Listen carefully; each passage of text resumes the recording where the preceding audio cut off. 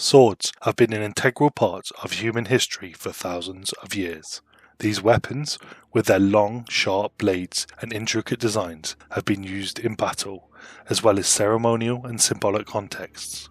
Swords come in various shapes and sizes, from the small and agile short swords to the long, heavy great swords.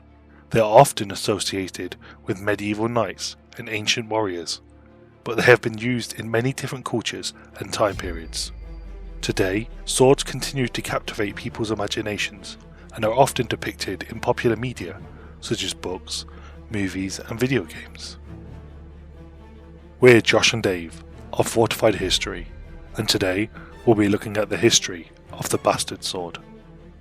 The bastard sword, also known as a hand-and-a-half sword, is a type of sword that originated in Europe during the late medieval period.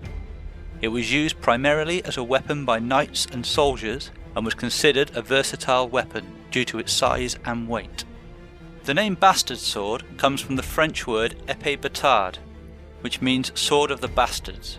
The reason behind the name is that the sword was designed to be used both with one hand and two hands, making it a versatile weapon that could be wielded by anyone, even those who were not born into the noble class. The sword was typically around 4 feet in length, with a blade that measured between 33 and 43 inches long. The hilt of the sword was long enough to allow for a second hand to grip it comfortably. One of the most significant advantages of the bastard sword was its balance. The sword was designed to have a centre of gravity that was closer to the hilt, which made it easier to control and allowed for more precise movements. This design also made it possible to use the sword for both cutting and thrusting.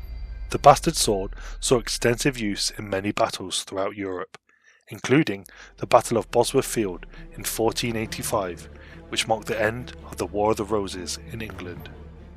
In the hand of skilled fighters, the sword was an effective weapon that could strike with devastating force. Another advantage of the bastard sword was its ability to be used in close quarters combat.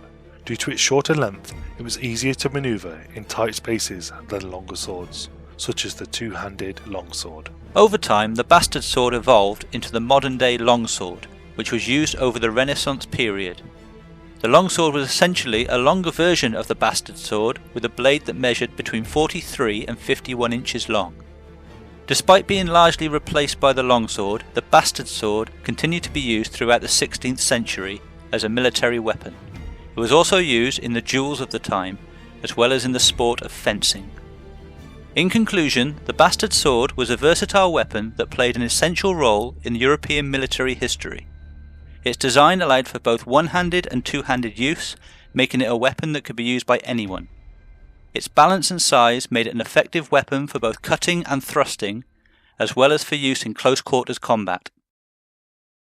Thank you for tuning into this episode on one of the great historical weapons. We hope you enjoyed it and that you'll join us next time for another fascinating topic from history.